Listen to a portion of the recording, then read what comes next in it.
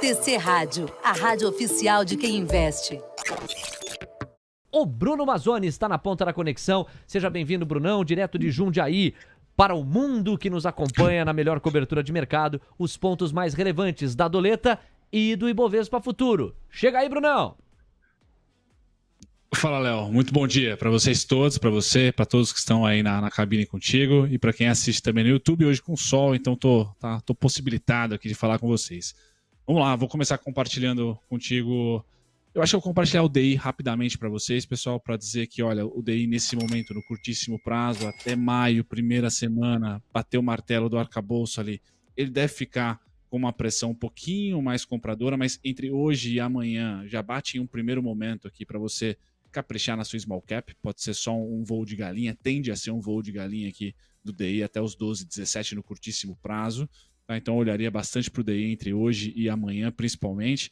O dólar, pessoal, olhando aqui tecnicamente, também num suporte muito importante, tá? Naquele movimento de queda que você e o Coelho estavam comentando, natural esperar que o dólar não caia em linha reta, tem aqui um dia ou uma semana após estar tocando aqui em um IFR extremamente vendido aqui, sobrevendido, natural ter um pouquinho de repique de alta, tá certo? Olhando para os pontos do dólar, vida dura de grafista, porque a melhor ponto para se vender o dólar está aqui, tá? No curto prazo, e os alvos são bem distantes da abertura, né? Então estão lá em 4.985, 4.982, mas qual a fotografia do mundo hoje, o viés? É DXY ganhando um pouquinho de força, tá? E commodities apanhando, tá? Então o gráfico não deve preponderar. Então vou colocar para vocês aqui 50,51, 50,59 e o VWAP, pessoal. Tá? Onde que está o VWAP? Naquele clássico lá, 50,87, que foi um suportaço. Agora ele é o grande resistência, não só desse contrato de abril, mas também no de maio, tá? 50,87 seria o principal ponto de força, tá? A vendedora aí no caso. E suporte, pessoal, só no 4,985, 4,982. Então, uma abertura não muito amigável para pessoa física aí, tá certo? O índice, vejo que ainda tem um pouquinho de fôlego para subir, tá? E hoje, da mesma maneira que o dólar, graficamente, pessoal, o nosso índice acordou no melhor ponto de compra. O 106,435, tem mais um aqui embaixo, 106,110. Então não sou vendedor, continuo com a mesma expectativa para o índice e também para o dólar, ou seja, rompeu mínima, tá? Tende a romper máxima logo na sequência, a gente pode colocar nessa abertura aqui. Então, eu tenho o alvo do índice aqui em 107,480, 107,680, pessoal, mas o mais provável é que ele venha para o 109,440, 109,760. Então, muito cuidado, pessoa física, não é momento ainda de tendência, tá? O dólar um pouquinho mais, no índice não vejo isso. Tá? Então o mercado está buscando liquidez depois das grandes altas que nós tivemos semana passada, Léo. 9h13, Brunão segue conosco, já nos leva para os Estados Unidos. Em instantes, nós vamos repercutir aqui o recuo do governo brasileiro em relação à taxação de sites chineses de vendas e de varejo. A gente também vai falar de uma pesquisa Quest recém-divulgada com a popularidade de Lula, uma métrica muito cara ao Palácio do Planalto. Lula sabe da importância das pesquisas e dos levantamentos de opinião pública. A reprovação cresceu. Em instantes eu repercuto os números. E tem ainda os comentários do Coleta para o Morgan Stanley e para a produção industrial brasileira. Só que agora Guilherme Cunha e Is in the House, na ponta da conexão. Nós vamos organizar a cozinha assim, ó. O Gui já tá aparecendo para você, é com ele que eu vou. Ele vai calibrar as expectativas para hoje, trazer o destaque inicial deste mercado de futuros que vai passando esse recado aqui. Dólar para cima, 0,45%, R$ 5,018. Ibovespa Futuro caindo 0,8%, melhorou o quadro, 106.995 pontos, brigando para voltar aos 107 mil. E a curva de juros pedindo 8 pontos base e meio a mais nos prêmios. Então o Gui comenta essa fotografia e a expectativa para o dia 19. Na sequência são os destaques de agenda, os comentários do Corleta e o passeio pelos Estados Unidos com o Diego Kerber. A melhor cobertura do mercado financeiro, Guizinho, tá aqui na TC Rádio. Deixa o like aí, galera. Pois não, Gui, bom dia. Bom dia, Léo, e a todos os nossos ouvintes. Quarta-feira e chegando, viu, Léo? O pré-mercado estava bem aversão a risco, contemplou a nossa abertura de futuros nessa mesma intensidade. E a grande expectativa, Léo, é que nós tenhamos, vamos falar primeiro do índice, que ele vai trazer uma polêmica adicional, que abriu lá no ponto do Bruno Mazzoni, suportão chamou uma movimentação compradora. Agora o mercado à vista, com essa queda de liquidez, precisa muito trazer alguma vantagem adicional para que realmente não vá buscar essa resistência ali dos 107 mil e pouquinho e comece a cair novamente. Eu ainda permaneço num cenário muito mais tecnicamente pessimista, trazendo um movimento de maiores quedas para chamar compradores, principalmente ao lembrar que nós temos o vencimento das opções e um feriado em meio a esse caminho. Então, eu vou ficar muito de olho nessa região dos 107.500 pontos, para que quando estivermos aí próximo da abertura do à vista, alguma tomada de decisão seja feita, porque de duas uma, ou rasga para cima e vai lá para o 109, que a gente não vê muito sentido, ou vai ficar moendo, trazendo vendas até a região lá dos 106 e 104 mil pontos. É o meu cenário base um pouco mais atritado, principalmente com o arcabouço e o livro bege na data de hoje. Agora o dólar, Léo, o dólar já fica um pouco mais contextualizado, ele fica ali, abre numa região muito importante, né, de venda, e eu não consigo ver um dólar rumando, indo embora para cima, comprado lá para 5,10. Muitas barreiras, todas as altas aí que a gente possa enxergar nesse curto espaço de tempo vai gerar uma oportunidade de venda, e quiçá nos próximos minutos o dólar já volta aonde ele deve estar, abaixo dos R$5. Boa, Gui, é só o começo, tem muita tabelinha com o Guilherme Cunha, com o Bruno Mazzoni, com o Felipe Corleta, com os contribuidores do TC. Bora organizar os eventos desse dia 19 de abril. Se liga aí, vem nos destaques de agenda que a nossa equipe preparou para você. Nós temos a Assembleia Geral Ordinária da Petrobras logo de saída, com o devido asterisco, em função de nós não termos um horário claríssimo para o início dessas discussões, mas é uma assembleia da qual podem sair novidades para o investidor. Sempre importante monitorar, em especial você que monta alguma posição, comprada ou vendida, em Petrobras. Nos balanços de pré-abertura, o Diego está de olho em Tesla, Morgan Stanley, Signature Bank e US Bancorp. Daqui a pouquinho, quando ele fizer o giro lá pelos Estados Unidos, ele vai passear pelos números que já tiverem sido divulgados. Às 9 da manhã, a produção industrial do IBGE, referente ao mês de fevereiro, e o balanço anual seria divulgada e foi, nós contemplamos aqui com os dois urgentes. 11 da manhã, daqui para frente, Roberto Campos Neto, presidente do BC, participa de evento com investidores. Meia hora mais tarde tem a variação de estoques de petróleo EIA semanal. No mesmo horário, Lula e Haddad juntos na cerimônia de posse do Conselho de Participação Social. Nem preciso dizer que estaremos ligadíssimos. É bem provável que haja um atraso e que nem no Expresso da Manhã isso aconteça. Mas em acontecendo, nós estaremos de olho porque declarações de Lula e Haddad têm potencial precificação autoexplicada. Meio-dia, discurso, Isabel Schnabel, dirigente do Banco Central Europeu. Vai estar na área para falar. E às 2 da tarde, o leilão primário de Treasuries de 20 anos nos Estados Unidos. Fecham a agenda os destaques americanos e asiáticos. No caso americano, muita atenção à faixa das 3 da tarde. É cobertura especial do seu Expresso. O Federal Reserve divulga o livro bege. E em relação à Ásia, 2 destaques. Um japonês, outro chinês. Às 8h50, horário de Brasília, a balança comercial japonesa, mês de março, no radar, e às 10h15, a taxa Prime de 1 ano do Banco do Povo da China. Esta fotografia vai ser um novo termômetro sobre com qual pujança o Estado chinês vai incentivar a economia. Será que vai vir corte no juro da taxa Prime de 1 ano? Promovido pelo Banco do Povo Chinês? Tudo isso no radar certamente será um dos temperos da cobertura de amanhã, que no nosso caso é a cobertura que fecha a semana aqui no Brasil. Viverá-se o feriado de Tiradentes na sexta-feira, 21 de abril, você sabe.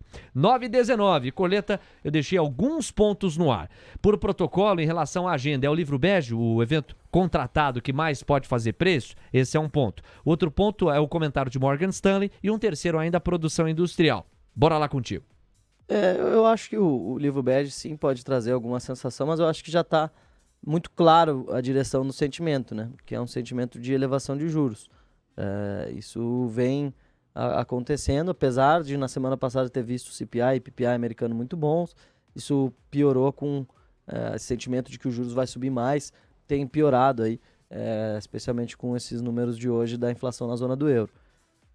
Sobre a produção industrial no Brasil, acho que se a gente puder compartilhar a minha tela aqui, Bora. A gente teve uma queda aí de 0,2% na indústria em geral e um avanço de 4,6% em indústrias extrativas. Ou seja, mostra um reflexo claro da natureza do Brasil, né? O Brasil tem uma indústria que é a base de agro, a base de extração de minério, a base de produção de itens muito básicos. E as indústrias de transformação, né, que são justamente a pauta de uma eventual reindustrialização do Brasil, de acabar com o IPI, de ter reforma tributária para tentar ajudar essa turma, desacelerou 0,5% mais do que se esperava. Então isso é, em geral, bem negativo, essa leitura de produção industrial aí de fevereiro. Sobre o Morgan Stanley, vou trazer aqui a matéria da CNBC, trazendo uma visão contrária, uma visão positiva, dizendo que supera as expectativas. O consenso da Refinitiv aqui é um consenso menor do que o consenso da Mover, então a gente teria os earnings superando esse consenso e a receita também, especialmente em receitas da área de trading do banco. Então aqui tem essa materinha aqui aberta, quem quiser se aprofundar pode procurar lá. Olhando para o price action de Morgan Stanley, temos aí uma queda de 3,16% no pré-mercado, mas ele ainda segue, mesmo no pré-mercado, tradando acima do patamar de sexta-feira. Sexta-feira, 14 de abril, quando JP Morgan, lá a gente teve alguns bancos soltando belíssimos resultados, o que impulsionou o setor inteiro. Então ele segue aí num patamar positivo após a série de resultados dos bancos, mas caindo 3% aí no pré-mercado. Isso tende a pesar aí no setor financeiro lá nos Estados Unidos na sessão de hoje. Bom, Coleta, desde que você começou a falar, de olho na dinâmica do mercado de futuros, em especial se a gente considerar a tua última intervenção, a gente teve uma diminuição de magnitude, mas as direções preservadas. A curva de juros segue pedindo mais prêmio, a média de 8 pontos base a mais.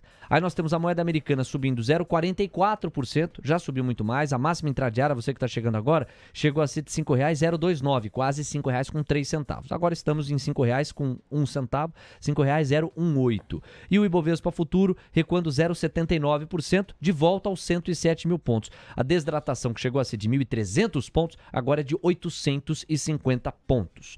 Tem algum evento ou, se não evento contratado, algum acontecimento que poderia eventualmente até mudar essa fotografia, mudar essa dinâmica, ou você acredita que nós devemos ir com ela até o final do pregão?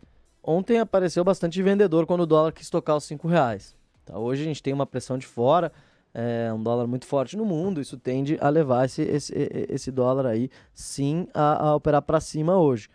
Mas eu encaro essas pioras do mercado, esses ruídos do arcabouço fiscal, assim, eu acho que o mercado sabe, o gringo sabe, o local sabe que, arcabouço fiscal no Brasil é algo que tem que ter para que não haja uma explosão da dívida. Mas, cara, previsibilidade fiscal é uma coisa diferente. A gente não tem previsibilidade fiscal. Hoje mesmo o STF estava julgando um negócio sobre a taxa de correção do FGTS, que pode ter um impacto de 660 bi para o governo federal. Se o governo federal tiver que pagar taxa de juros atrelada ali à inflação, ao INPC, ao invés da taxa de referência da TR do FGTS, que é basicamente um assalto ao trabalhador brasileiro, né? Mas isso pode ter um impacto de 660 bilhões. Então, como você vai ter previsibilidade fiscal no ambiente que um julgamento pode colocar? A gente está tanto discutindo aqui de Shine, Shopee, 8 bi, 12 bi, jogos eletrônicos, como que o governo vai arrecadar 50 bi esse ano, 150 para o ano que vem, e tem o STF julgando 660. Ou seja, eu acho que a previsibilidade fiscal não existe, né? Então, acho que a gente tem um arcabouço que impede que o governo se passe ali nas despesas, e a previsibilidade ela não vai continuar, ela não vai vir, a gente não vai ter um prêmio de risco despencando no país. Agora, dito isso, eu continuo achando que estresse aí de mercado é oportunidade. Eu vejo, eu acho que na Bolsa especialmente, o dólar, eu acho que ele nessa região entre 4,90, 5, 5,10 é um dólar perto do justo, dado todo esse risco fiscal, esse risco que tem por aí, mas a Bolsa eu acho que tem que andar. Eu acho que a Bolsa é o que está para trás ainda, apesar de ter subido já 10 mil pontos reto desde a mínima lá do dia 23 de março. Então, acho que a principal oportunidade aí segue na Bolsa. Eu acho que o mercado pode ter um dia difícil hoje, Vale vai estar para baixo, as pares estão para baixo, mas continuo vendo com bons olhos ali, muito mais pelo preço do que pelo cenário, pelas incertezas. 9h24 pra galera que chega e like, já passamos dos 320 likes, bora pros 400, pessoal, vamos romper a resistência dos 400 likes, chega lá, corre e senta ou rebenta o dedo no like, especialmente pro Alex Lukasievis, bom dia pessoal, o Ronaldo Martins Artilheiro, o perfil oval nas redondezas do mercado, o Soldado Gamer, não erra um tiro aí no virtual, o Thiago M. Doff também tá por aqui, o Kelsen Vian, Sempre me lembrando aqui dos fuso horários de Brasília. Eventos oficiais atrasam. Neste governo, o atraso tem sido bastante forte, a gente sabe, é ou não é? Um abração pra você. O Pedro Borges está na área. O Rodrigo Mascarenhas, o Matheus Maldonado, parceiro de todas as horas. Márcio Botinhão, Rodrigo Milan, Santiago Santos. Obrigado pelo carinho. Partiu pros 400. Vamos nos despedir de Bruno Mazzoni. O Diego Kerber faz a primeira fotografia Honda Internacional. É o gancho pro Brunão nos levar pra terra do Tio Sam. Pois não, Diego? Exatamente. Vamos pra Honda Internacional, Léo. Primeiro com o pré-mercado americano, que está todo no vermelho ainda. Dow Jones está caindo 0,31% no pré-mercado aos 34.018 pontos. O S&P futuro recua 0,56% aos 4.156 pontos, enquanto o Nasdaq futuro tem queda de 0,77%, a maior do dia por enquanto, aos 13.090 pontos. Vamos falar dos títulos da dívida americana, renda fixa por lá. Yields de 10 anos estão pedindo 5 pontos base a mais de prêmio para 3,62% de rendimento ao ano, enquanto os yields de 2 anos estão avançando mais ou menos na mesma toada, só com um pouco mais de força. 5 pontos base e meio é o pedido a mais de prêmio nesses títulos, rendendo ao ano para o investidor 4,25%. As commodities estão em queda também, e o petróleo Brent está recuando 1,95% a $82,12, enquanto o WTI tem queda parecida de 1,93% aos $79,33. Lá em Singapura, a minério de ferro está reagindo 0,17% agora de alta, $117,15. Falando também das criptomoedas, agora o Bitcoin deu uma acentuada maior no viés baixista, 3,75% de recuo nas últimas 24 horas, já está em $29.263. O Ethereum, por sua vez, continua na atuada forte de recuo, 6,52% de queda, $1.977. Mandar um abraço para todo mundo da nossa Station. O Rafael Braga comentando sobre o arcabouço, um abraço para ele. Cláudio Stuck também já tá por aqui. Luiz Godoy, Lisandra Ferrari, Kenny Murakami, Leandro Pagotto, também o Mário César Corniani, o Vicente de Paulo, o Paulo Roberto Faria e a Thaís Schein. Todo mundo participando com a gente, mandando bom dia para todos. Boa, meu caro Diego. O Brunão vai falar, vai nos levar para os Estados Unidos, vai passear pelos gráficos que separou. Agora é a hora, meu garoto. Com você, Brunão. Vamos lá, Léo. Dá-lhe fôlego do Diegão, hein? Caramba, até eu respirei fundo aqui depois dessa entrada dele. Vamos lá. Tô compartilhando com vocês aqui o DXY, pessoal, que hoje, especificamente nessa semana, ganha força. Essa cauda aqui já é o suficiente para deixar o nosso Ibovespa e todos os mercados emergentes e commodities sem direção e, quiçá, caindo. Então é um momento, um hiato aqui de uma semana, duas, que a gente pode ter e deve ter o DXY subindo até os 103, 104, tá? Essa é a expectativa que ele canalize aqui, ainda num canal de baixa, mas como estamos nas mínimas, né, na parte inferior do canal, ele tende a bater aqui o 103. Então o DXY gerando um pouquinho de atrito aí para a tendência continuada dos mercados emergentes, tendência essa que começou no início desse mês aqui. Tá? Já a renda fixa, como o Diego estava falando, tem chão para andar ainda, até os 3,80 eu acho que vai andar, principalmente os yields de 10 anos, estão 3,80, 3,82. Tá? Isso pode gerar uma lateralização, como já está gerando no S&P. Mas continua o pessoal achando que a gente vai ainda nos 4.223, muito devagar, difícil. A temporada corporativa pode ofuscar ali os dados macro, e eu acho que até vai. Tá? A temporada corporativa dos Estados Unidos que já se iniciou. Tá? Então 4.134 é uma primeira parada para essa queda. Tá? Tomara que a gente estabeleça mais compras ali para continuar até os 4.223. E aí sim, lá em maio, né, sell em May, go away, a gente pode ter aqui uma pancada de venda a partir dos 4.223. Tá certo? Antes disso, não acho que a queda vai ser muito forte. Caso venha, pessoal, melhores oportunidades de compra somente abaixo dos 4.000. Tá? Seria um cenário bem ruim pré-maio se isso acontecer. Não é a minha expectativa. O minério de ferro que começa a aterrissar, então tem que ter paciência, você na Vale, você na Semin, principalmente na Vale, né, que tem mais volatilidade.